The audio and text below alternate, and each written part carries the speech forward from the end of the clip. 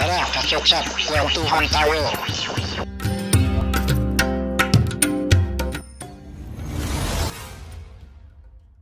Mga kaketchup, ngayon pong gabing ito, meron lang po tayong pag-uusapan tungkol po dun sa, kasi may nabasa ako dun sa isang bike forum.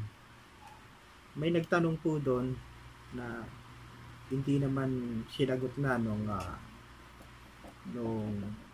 admin doon. Ang tanong po nung member na siklista ay paano daw po pagka ang ikaw ay may-ari ng bisikleta, tapos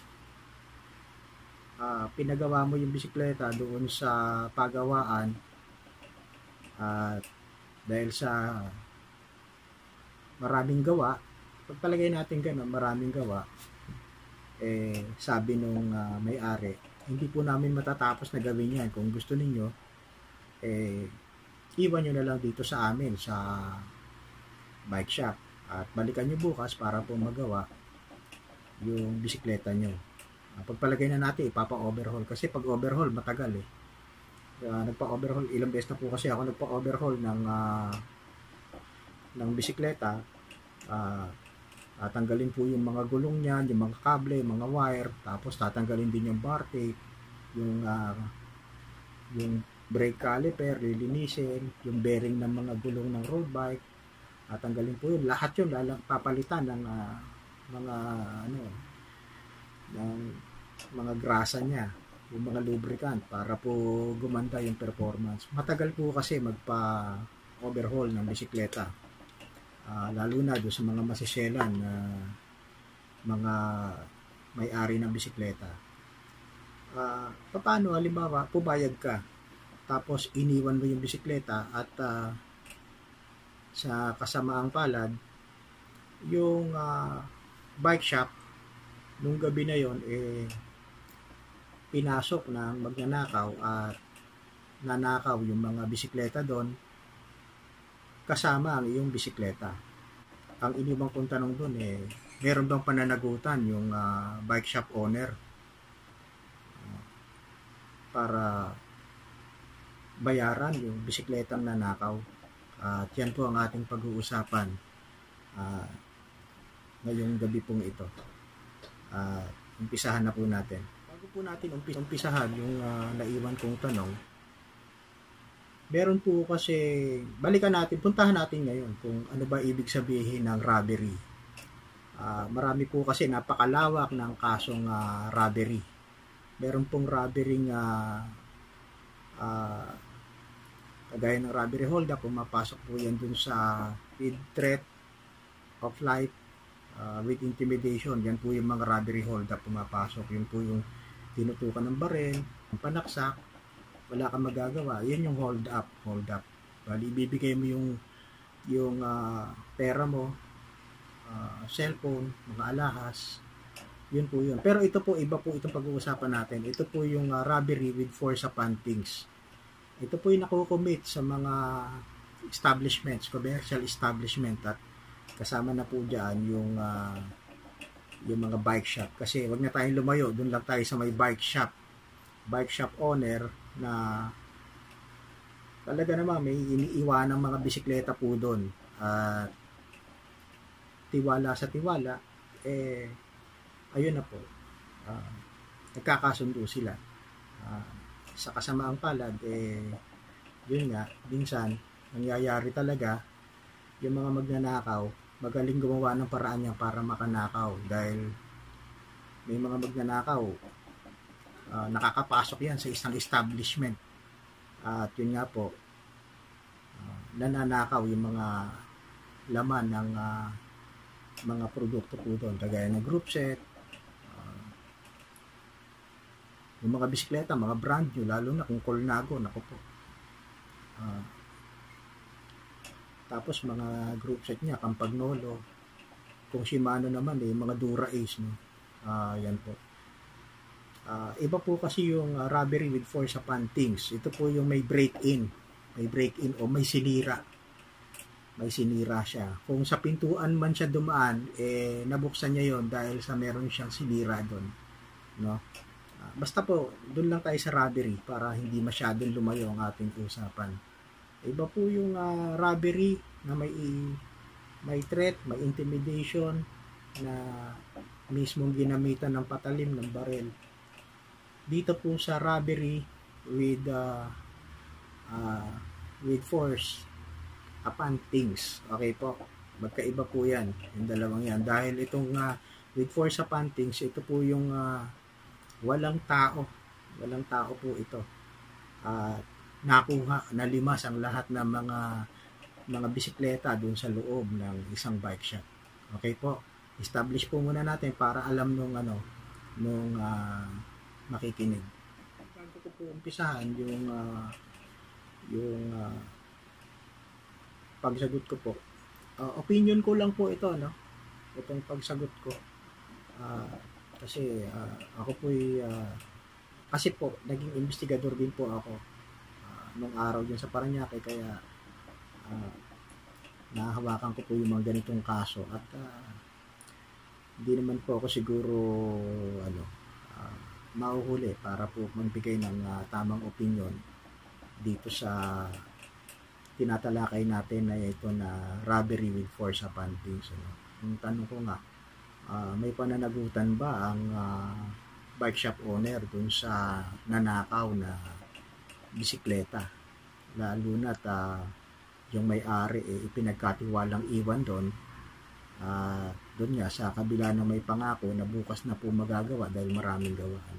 May mga sumagot po doon at meron po doon isang nakasagot ng tama.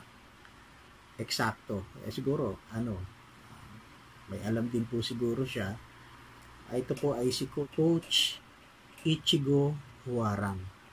Siya po ay ang aming coach sa Takbo Caviteño. Magaling na coach po ito kasi yung kanyang may bahay, si Ate Marix, ano po yun, palaging nananalo sa mga paligsahan, yung kagaya ng marathon, half marathon, ultra marathon, nananalo po yun. At si Coach Ichigo ang kanyang personal coach. Nasagot niya po yun.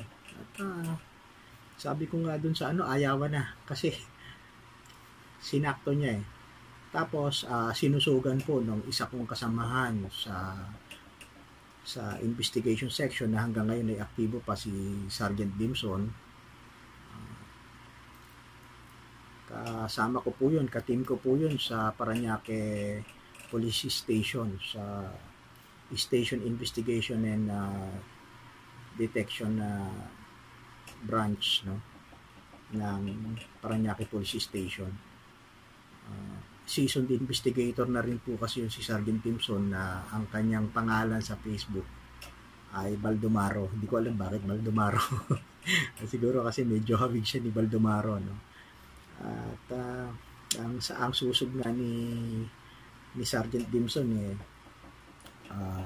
tama yung sagot ni Coach Ichigo Huarang. Sinusugan niya na kailangan din yung humingi ng acknowledgement receipt yung may-ari ng bike. At sabi ko nga, parang ayaw ko nang i-discuss kasi tinumbok na nila yung sagot, no. Ngayon, ganito po, palawakin pa po natin. Siguro magdagdag na lang ako, no. Tumbukin natin na kung ano po ba dapat ang pananagutan ng bike shop owner sa kanang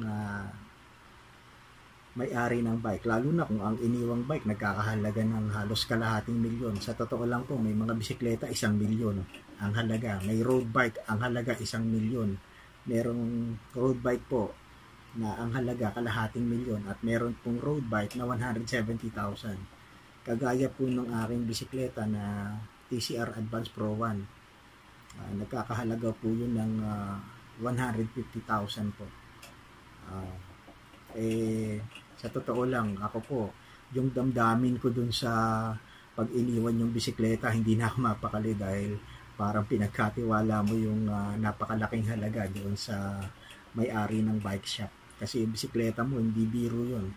Bago ka magkaroon ng bisikleta, ako po, bago ako nagkaroon ng bisikleta, 25 years, bago ako nagkaroon ng magandang bisikleta. At yun po, inakuha ako doon sa benepisyo ko at naisipan kong bumili po ng mga bisikleta.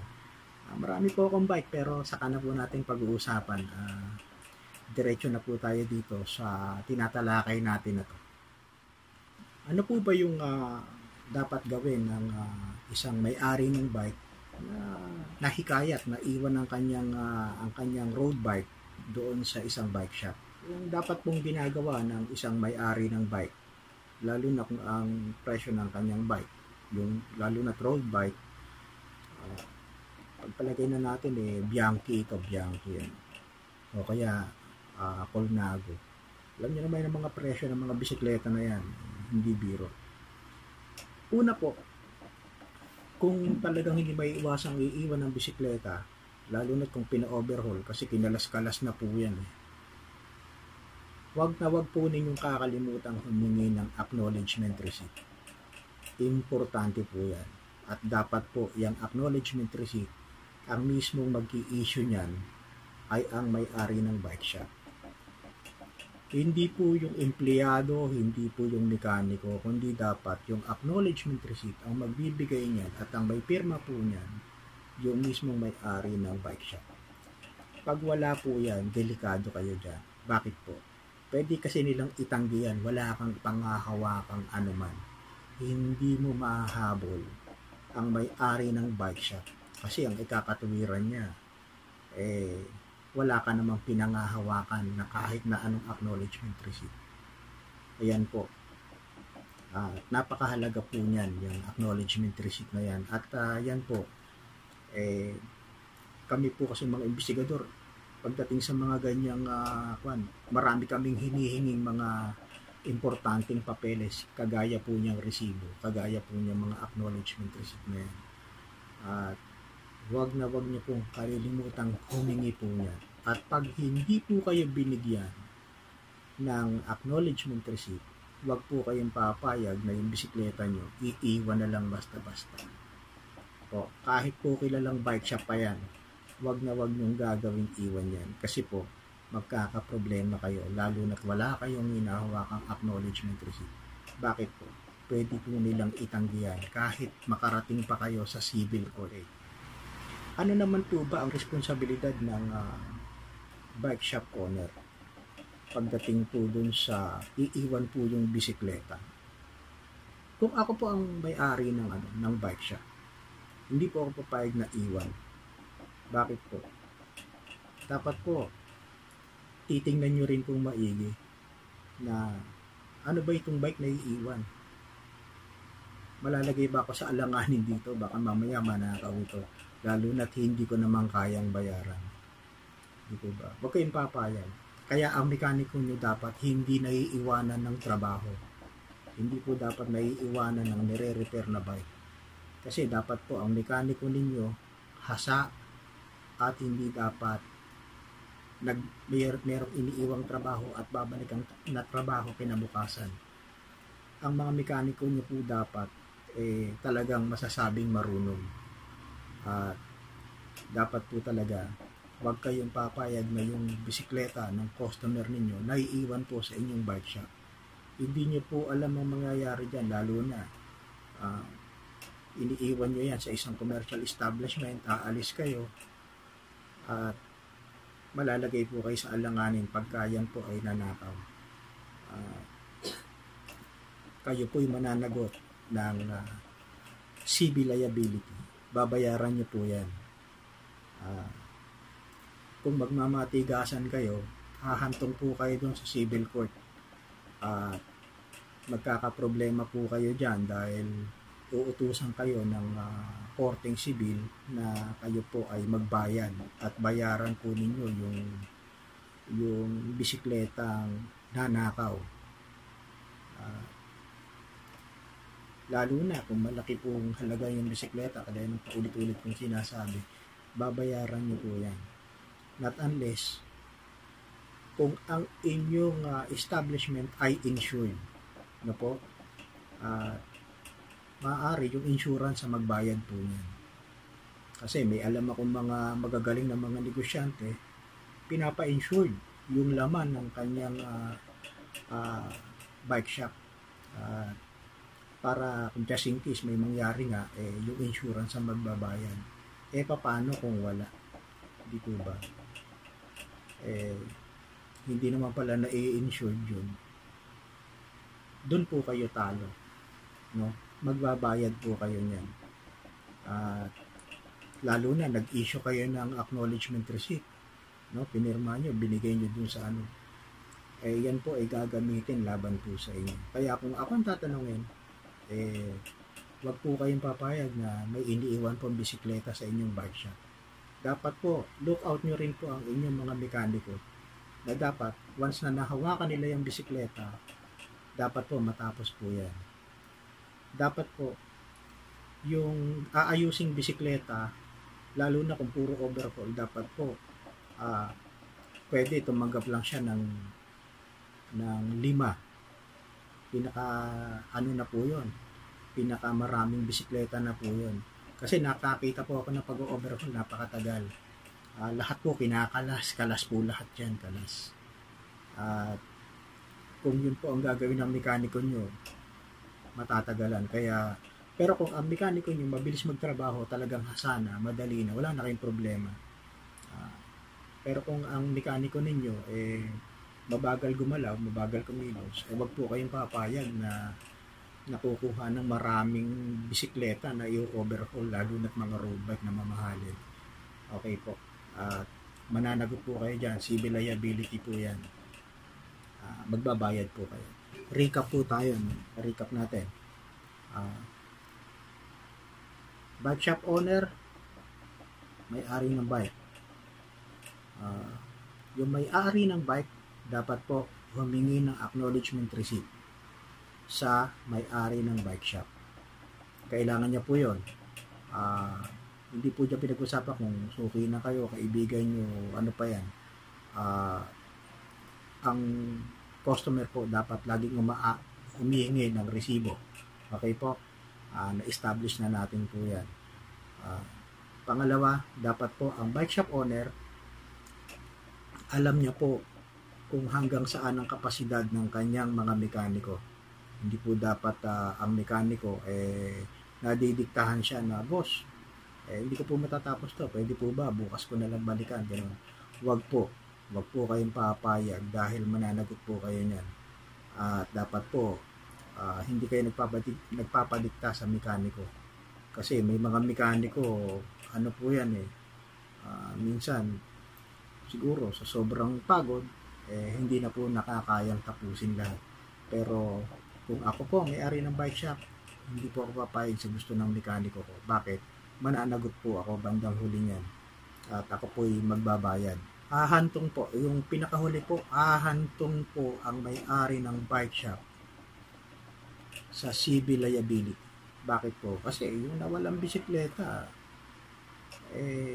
lalo na hindi naman biro ang presyo ng bisikleta. Lalo na tapos yung may-ari ng bisikleta may kaya din, saka alam niya yung kalidad ng kanyang bisikleta, magre-reklamo po yan. Lalo na may acknowledgement receipt na in-issue. At ulitin ko po, sa mga may-ari ng bike, po kayong papayag na iiwan ng bisikleta nyo na wala pong acknowledgement receipt kayong pinangahawakan. Magkakaproblema po kayo dyan kasi kaya nilang itanggi po yan. Kasi wala naman po kayong pinangahawakang anuman. Alam niyo po, kahit saan kayo magpunta na korte, kung wala naman kayong pinangahawakan, lalabas niyan parang imahinasyon nyo na lang, hallucination nyo na lang na may iniwang kayong bisikleta sa isang bike shop para ipagawa. Hindi nyo po makukumbinsi ang korte sa inyong claim. Kasi po, wala kayong pinangahawakang acknowledgement receipt. At doon naman sa may-ari ng bike shop, kailangan po makipag-ugnayan kayo sa investigador na may hawak ng kaso. Kailangan po hingian nyo po sila ng investigation report. dapat po may establish po na talaga pong robbery case o robbery incident ang nangyari at para po makaiwas kayo sa kasong estafa. Ibang ano naman po yan, estafa or qualified theft. Kasi yung estafa sa qualified theft, magpinsan po yan, magkalapit po yan. Pwede humantong sa estafa, pwede rin humantong sa qualified theft. Medyo ibang ano na po ito, ibang issue. Ibang usapin naman itong binabanggit ko, pero dito lang tayo muna sa robbery. Kailangan po, ulitin ko, yung may-ari ng bike shop, makipag-usap sa investigador na may hawak ng kaso. May establish na yung kanyang establishmento, yung kanyang hanap buhay, yung kanyang commercial establishment, yung kanyang bike shop, ay talagang pinasok ng magnanakaw at siya ay napagnakawan. Para po hindi siya managot sa kasong kriminal. Pero ang lahat pong yan ay ahantong sa civil liability.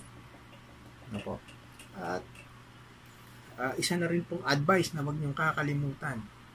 Ipa-insure niyo po ang mga produkto po ng inyong bike shop. Napakahalaga po niyan para hindi po kayo mamroblema. Kahit po gwardyado ang isang establishment, no, lalo na kung ang security guard natutulog sa gabi, nagnanakaw ng tulog, no, papasukin pa rin ang magnanakaw yan, lalo na kung yung gwardya pabaya, nagnanakaw ng tulog, kakaproblema po kayo dyan.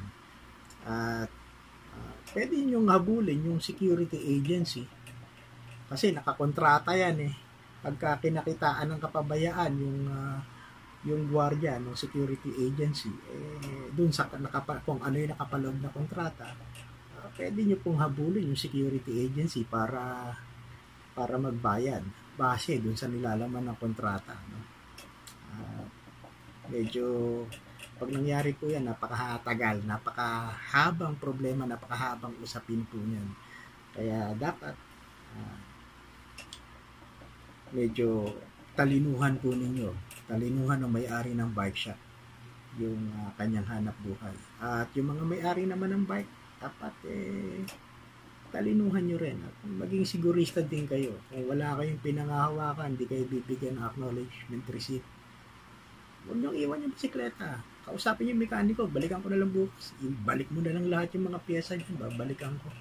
Hindi ko kasi pwedeng iwan, hindi naman nagbibigay sa akin ng ng acknowledgement receipt yung amo mo sige, balik na lang ako bukas. Salamat. Okay po, sana po nasagot po yung akin pong iniwanang tanong at sana po nakatulong sa inyo. Hanggang dito na lang po. Ako po ang inyong kaketsa. Kung meron po kayong gustong idagdag sa aking kasagutan, mag-comment lang po kayo sa baba at pag-usapan po natin. Wala po akong kiniklaim na anuman. Ako po ay naging investigador din, kaya meron din po akong alam na mga ganyang kaso, nakahawak po ako ng ganyang kaso, pero hindi ko po sinasabi na ako po ay maalam sa mga bagay-bagay dahil ang lahat na po na yan, natatapos po yan sa desisyon ng judge doon sa court po. Ang judge po ang nagpapasya po ng lahat ng yan. Ako po yung nagbibigay lang naman ng opinion. Po. At mga kaketsak, hanggang dito na lang po at salamat sa Diyos.